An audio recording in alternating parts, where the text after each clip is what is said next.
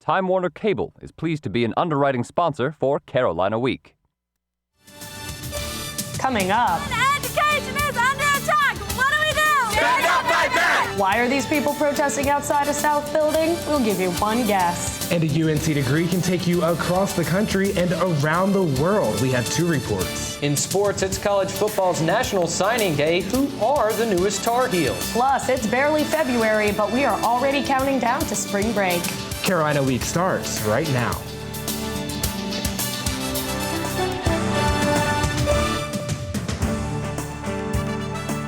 From the James F. Goodman Studio in the School of Journalism and Mass Communication at the University of North Carolina at Chapel Hill, connecting campus and community, this is Carolina Week. We'll know in just more than a week. Good evening, I'm Kathleen Whitty, and we're talking about tuition. And I'm Preston Jones, and we're talking about what may be a big tuition hike, and we're talking about people being upset. Right now, there are protesters on the steps of South Building. There are just 9 days till the Board of Governors votes on a tuition increase. Today, student protesters rallied with state NAACP leader Reverend William Barber. When education is under attack, what do we do? Stand up, fight back! We are rallying, they will be marching, we will be standing, because we do not want college education and university education to become something that is simply for a few people. We want it to be an opportunity for all who want to take advantage of it. That follows President Obama's stance against tuition increases last week during the State of the Union address. So let me put colleges and universities on notice. If you can't stop tuition from going up, the funding you get from taxpayers will go down. UNC senior Laurel Ashton agrees. It says that the president knows that education needs to be a priority in our nation and that it hasn't been. I sat down with Shirley Ort from the Financial Aid Office. She says the president likely won't take away federal aid money for students, but he does want action. So I think it's a push to see what they can get higher education to do on our own, to kind of be self-regulating and self-governing. But Barber says there's still plenty of time. And so you say 9 days, but it didn't take the Lord but 6 to make the whole world. So change is always possible. If you have questions of your own about President Obama's plan, you should check out the new social media site, Google+. He's using it to answer your questions. President Obama hosted his first Hangout session or video conference on Google+. Participants submitted videos asking questions. And whatever the tuition increase is at the end of the day, there's an argument it'll be illegal, a violation of the state constitution. Reporter Avery Harper has the story. Almost every day of the week, Erin Petruso works at UNC student stores. Up to 40 hours a week, she mans the cashier, working in between her classes. As a part of a large family, she pays tuition all by herself. Her parents just don't have the means to help. I have a lot of loans and savings accounts. So she keeps a tight budget to handle the rising costs of her education. And honestly, I try not to think about how much it's gone up because it's kind of depressing. There are hundreds of students at UNC just like Petruso, working hard inside and outside of the classroom. They need help, and they might just find some from an unlikely source, the North Carolina State Constitution. Article 9 of the document reads, "Higher education, as far as practicable, should be extended to the people of the state free of expense." That's right, free of expense. I would love to go to school for free. According to the Merriam-Webster's dictionary, the word practicable just means feasible. North Carolina Senator Ellie Kinnaird says the legislature tries to keep costs as low as possible. What happened this year was the tax was not left in place that could have made a big difference. A tax that could help keep costs down for students like Petruso. But what about the Constitution? What about the word practicable? Legal experts say the matter has never been brought to court.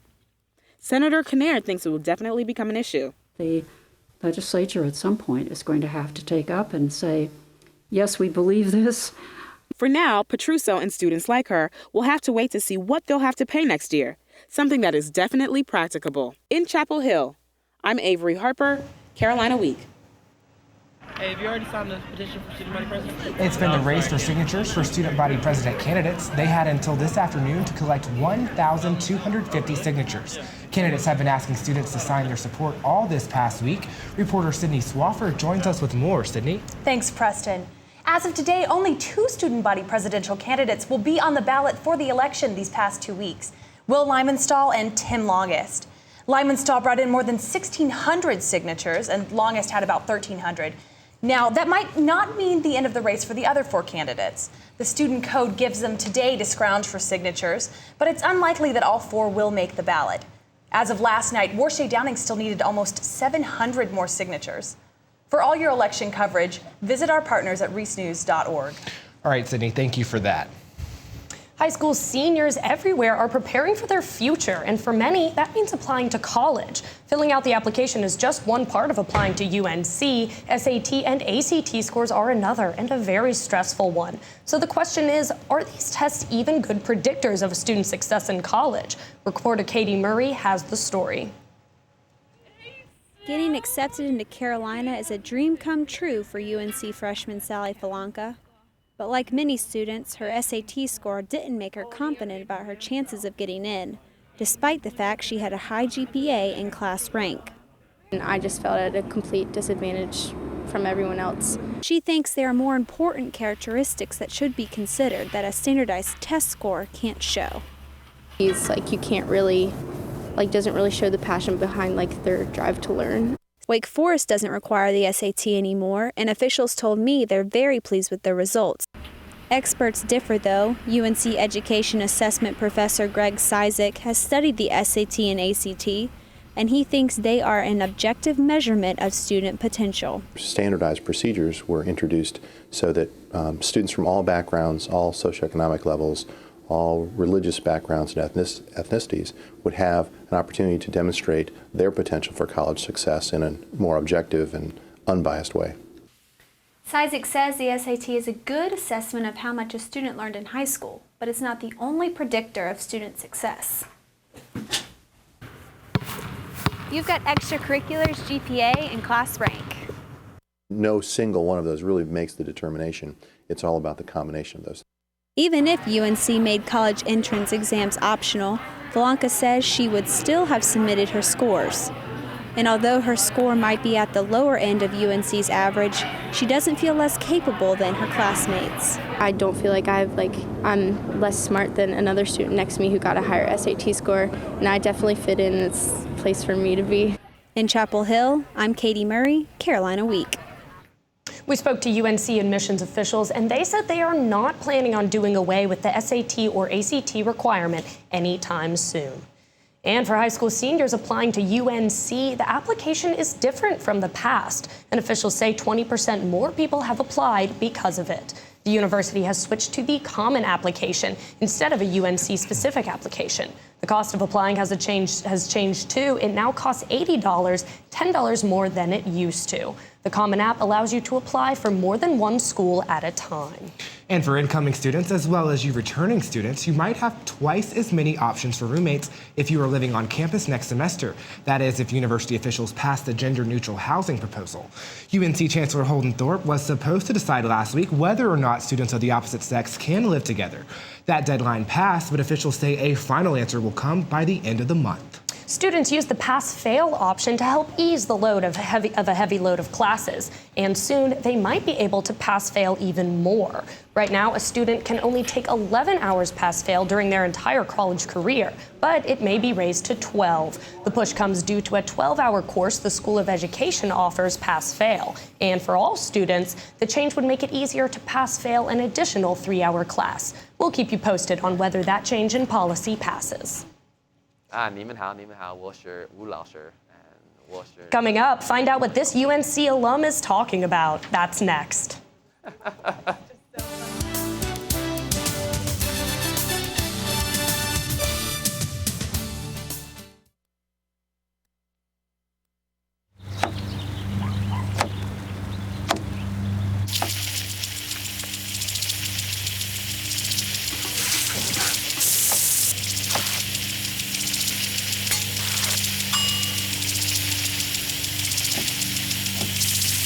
Clean kitchen surfaces, utensils, and hands with soapy water. 1 in 6 Americans will get sick from food poisoning this year. Keep your family safer. Check your steps at foodsafety.gov. If I had asked, if I try meth, will I become an addict? Or can you really lose it on meth?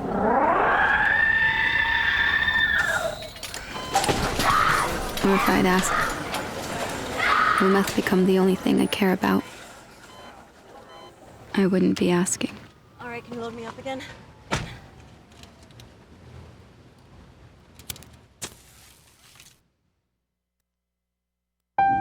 UNC kicked off Black History Month from two members of the Greensboro Four. 52 years ago, Dr. Franklin McCain and General Joseph McNeil staged a sit-in at an all-whites lunch counter in Greensboro. Then North Carolina A&T State University freshmen, they were refused service, but the sit-in movement continued to spread, not only across the state, but across the country. Today, the men travel the nation giving speeches about helping to start the movement, preaching that if your dream is big enough, the facts don't matter. And if you want to join in on the Black History Month celebrations, UNC has many more events planned for the rest of February. In fact, tonight in Sasby North at 6 o'clock, you can kick off Black History Month. There will be live performances from UNC's singing groups and free food. The Black Student Movement is hosting a Zumbathon on Friday the 8th in the Student Recreation Center, and on February 20th in the Stone Center, civil rights leader Bernice Johnson, you see right there, will be speaking. Go to our website, carolinaweek.org, for more about these events. UNC officials say they are trying to do what they can to cut costs during these tough budget times, but not everything they're trying may be saving us money. Reporter Amy Whitaker joins us with more. Amy? Preston, you might have seen university workers driving electric cars around campus lately. They're primarily used to deliver mail and are supposed to be saving money on gas, but they're not very useful if they don't work. Only one of the 3 cars bought just last year is working right now. Officials say the cars aren't staying charged as long as they should, keeping mail carriers from doing their job. The university used money from a clean fuel grant to buy 2 of the cars. The other was bought out of pocket. Now, Amy, are the cars costing the university more money? Well, not yet, Preston. 2 of the cars are coming up on the end of the year warranty, so the manufacturer has been fixing them for free. The other car's warranty only lasts about 2 more months. What will the university do if the cars continue to need maintenance like this? A mechanic is coming to campus tomorrow to see if the vehicles can be fixed. The university has had trouble with these types of cars in the past, but mechanics have always been able to fix them. I'll keep you updated. All right, that's Amy Whitaker live in the studio. Amy, thank you. The town council has spoken, and it looks like there won't be an outside investigation of the police raid at Yates Motor Company. We brought you this story last Wednesday here on Carolina Week. The Community Policing Advisory Committee proposed an outside investigation of the raid in which officers equipped with assault rifles cleared the abandoned building of a group associated with the Occupy movement back in November. Instead of an investigation, the town will develop a website that will act as a forum for anyone with information on the raid. The decision was not well received by members of the Occupy movement, and it may not even be final. The advisory committee still has the power to vote down the decision and submit an alternative plan. Well, don't you hate it when you're hungry after a late night and your favorite restaurants are closed?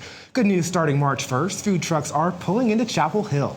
Monday, after more than a year of debate, the town council finally gave the go-ahead as long as operators follow the rules. Trucks can't sell within 100 feet of a restaurant, and there will be yearly fees around $700. And don't worry, they will be required to pass periodic health inspections. Carrboro, Durham, and Hillsborough have already embraced the trend, and officials say it has boosted the local economies. Times are tough when it comes to getting a job after graduation, and more seniors, especially here at Carolina, are looking for an alternative to traditional employment. Some have found a calling to teach underprivileged children. Reporter Sydney Swafford takes a look at UNC's involvement with Teach for America. Meet UNC senior Jeffrey Veal. He's from Lewiston Woodville, North Carolina, but in 7 months, he'll be teaching math in a Memphis school. Veal isn't majoring in education. He's a public policy major. Heightened awareness about education and equity is fun to me. And he'll be having fun thanks to a nonprofit that puts college graduates straight into the classroom. It's called Teach for America. What it takes is someone who's really passionate for these students and are just willing to work relentlessly for the mission of Teach for America. Senior Eric Davies recruits for Teach for America on campus. He says the organization pays more attention to leadership potential than to majors. What we're looking for is a commitment to making communities better and to closing the achievement gap. UNC has sent more than 500 teachers to the program since 1990. 69 members of the class of 2011 joined the Corps, after more than 8% of last year's seniors applied. This makes Carolina the 4th largest feeder to Teach for America, out of schools with more than 10,000 students. Jeffrey Veal is a leader with the Apple's Service Learning Initiative and works to send service interns to Uganda each summer. His commitment with TFA is the next step in what he hopes will be a long career of service in education. I will be doing important work that will make a tremendous difference in a child's life. And he says that's what TFA is all about. In Chapel Hill, I'm Sydney Swafford, Carolina Week. And those kind of jobs aren't just in this country. In fact, I talked with a UNC alum this week who's home for a few days from his job with Teach for China. 1 year ago, Wyatt Bruton was just another senior at UNC. But it's the decision he made 1 year ago that has put him in China for the last 6 months. Yeah, definitely with a passion and a heart that I knew I wanted to be a part of education reform in China in some ways. So now he is. Bruton is one of the 3 UNC grads doing Teach for China, a program that is part of the Teach for All network, along with Teach for America. As part of Teach for China, as part of a Teach for America, you're part of a global movement. Bruton spends his days in the rural Guangdong province, which is over 2,000 miles from Beijing, teaching English to 7th graders. Wyatt is really hard to say in Chinese, and so I go by Mr. Wu, which is my Chinese family name. So, yeah. But it's not all jokes and fun. You know, 13-year-old middle schoolers are the same no matter what culture they're in. Kids may be kids all over the world, but Bruton has had to adjust to the differences in the Chinese education system. For example, so it definitely creates a disconnect from the start for me as a teacher. When my kids figure out that I'm not going to hit them, that that I want to talk to them one-on-one when there's an issue with behavior, that I had to earn their respect a lot, because there is definitely a fear of local teachers because of physical discipline. During his time in China, Bruton keeps a blog for the folks back home. He says he feels like an ambassador for the country. China can be depicted in a very ominous kind of a beast that's trying to overcome the American economy. And I don't think there's really a face behind it oftentimes in the United States when you hear about China. And so for me, I've just fallen in love with the people there, and I want to be able to tell their story. That's one reason Bruton also serves as a recruiter for Teach for China. He's home in Chapel Hill right now, and he's using that time to talk to students on campus about his experience. An experience he can't wait to continue. So I'm excited to see what it looks like to set a bigger goal this coming semester and see what they can achieve, because they really inspired me to see that they really can defy the odds. And as for the future, I can tell already that I'll never be the same after being a part of this.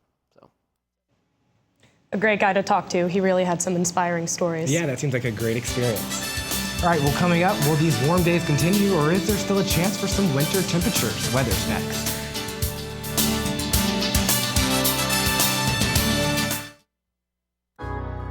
The 9/11 memorial is for my 343 brothers who didn't make it. And for my brother. This shows the world that we can rebuild. And that we are strong. It's for the heroes like my dad. This year, the National September 11th Memorial opens in New York City. Join us to honor, remember, and reunite. To learn more or to reserve your visit, go to 911memorial.org.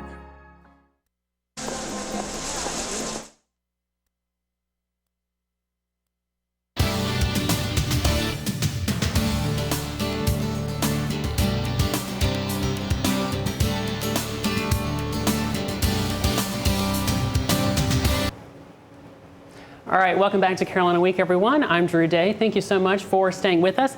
As we go ahead and take a look at your weather headlines, we're going to see some light rain move across the area tomorrow with the passage of a cold front, and that cold front will bring a cool down. Temperatures could drop 15 to 20 degrees by the weekend. And tomorrow is Groundhog Day, where Punxsutawney Phil will decide whether we'll have several more weeks of winter or we're going to go ahead and transition into spring. But after a high of 70 degrees this afternoon, I think we'd all say it's not wintertime at all.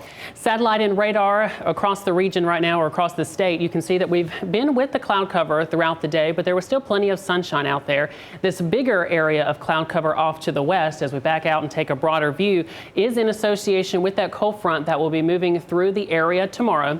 As we go ahead and take a look at the surface map and how the front, or where the front is right now, you can see it's just off to our north and west, moving through the Mississippi Valley with this low pressure system.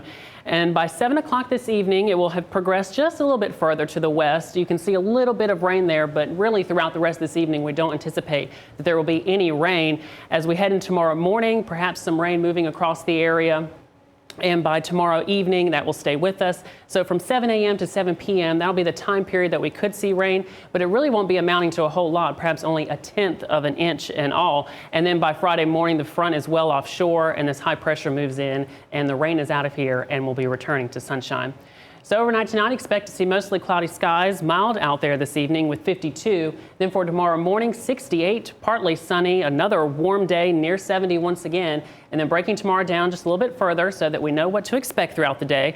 Will be 53 by 8 a.m. with some showers perhaps, or most likely in the morning. And then by noon, the showers will be coming to an end, perhaps another sprinkle or two out there with 64. And then by 8 p.m., it'll be 53 and we'll start clearing out at that time. So again, just only 1/10 of an inch of rain out there. Certainly, it's not going to amount to a whole lot. And so as we take a look at the 5-day forecast now, you can see that we'll be 68 again tomorrow, as I just mentioned, with that slight chance of rain.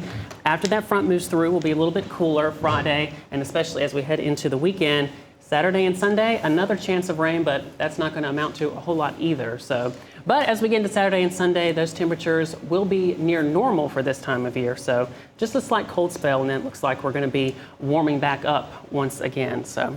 Groundhog Day already. I'm looking forward to it. Thank you so much, Drew. All right, you're welcome. Coming up, it's signing day for college football. Who are the newest Tar Heels? Sports next.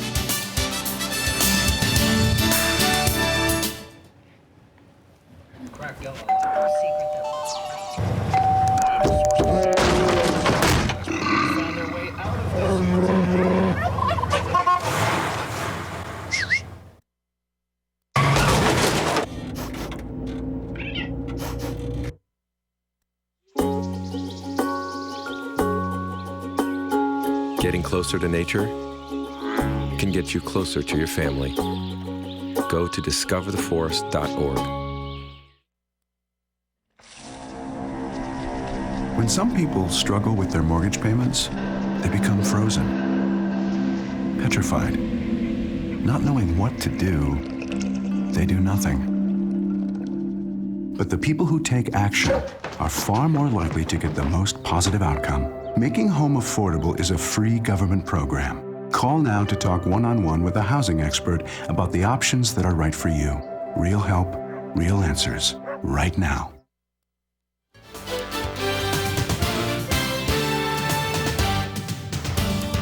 Welcome back to Carolina Week. I'm Andy Reeves. Well, today is college football's National Signing Day, and we've been tracking the Tar Heel commitments all afternoon. Mark Griffin joins us live in the studio. Mark, what can you tell us about Larry Fedora's first recruiting class? Thanks, Andy. Fedora got a pretty good haul this year, even though he didn't get to Chapel Hill until the first of the year. So far, the Heels have 23 signees, including 21 3-plus star recruits. Some of the headliners of the class include 4-star athlete James Summers. Summers led Page High School in Greensboro to a state title. Summers was originally committed to NC State, but Fedora was able to pry him away from the Wolfpack.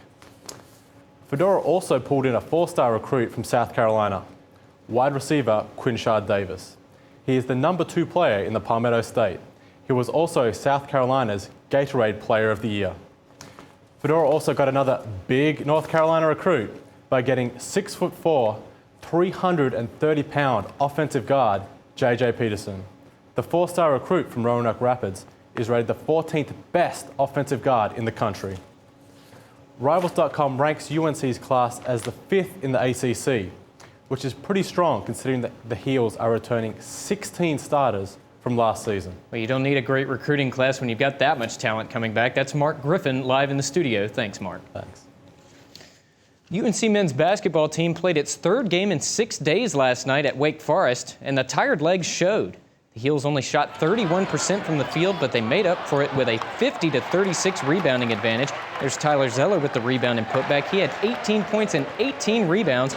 Kendall Marshall had his best offensive game of the season. He hit 2 threes, including that one, on his way to a 14-point night. Harrison Barnes went to the locker room at one point with an ankle sprain, but came back on the floor, and it looks fine right there. He finished with 13 points, and the Heels cruised 68-53. Well, Carolina won last night despite some poor shooting from behind the arc, but reporter Clint Hanna tells us why threes will be key for the Heels. It was becoming a regular sight for Carolina fans, shooters not hitting open threes. Before last week's game against NC State, Coach Roy Williams summed it up. But recently we haven't shot it well at all. With the injury to Dexter Strickland, three-point specialist Reggie Bullock was forced into the starting lineup. I just got to shoot with confidence. Every shot that I take, I got to believe that it's going in. And seeing is believing. In his first 2 games starting, Bullock shot 6 for 11 from 3. The Heels lost the presence of Strickland, but Hairston and Bullock bring their own abilities. Reggie and PJ have an ability to attack, but it's from the three-point line. The Tar Heels lost in the Elite Eight last year, in part because they didn't have a three-point shot. The Heels shot only 32.5% from downtown a season ago. But does that mean this Heels team has championship hopes? Let's look at the numbers. The 2005 championship team shot just more than 40% from downtown. Raymond Felton scorched the nets all season long. The 2009 championship team shot nearly 39%, led by sharpshooter Wayne Ellington. This year's team, they were shooting just more than 35% before Bullock started, and are shooting just more than 37% in the 3 games since. Just don't think about your shot, because when you think about it, those are the times that you miss. Carolina fans will hope Bullock stays on autopilot. In Chapel Hill, I'm Clint Hanna, Carolina Week. Well, guys, back to football really quick. Another guy to keep an eye on, 5-star recruit Devontae Neal. He did not commit today, but he has visited UNC. Some of those guys looked pretty big. Looks like we're going to be doing pretty good, Andy. Oh, yeah, it was a nice class. All right, Andy, thank you. Coming up.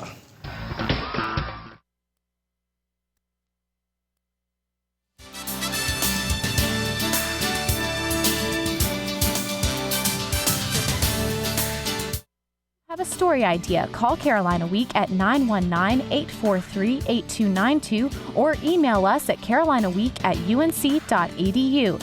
If you have questions about this program, write Carolina Week at Campus Box 3365, UNC-CH, Chapel Hill, North Carolina 27599.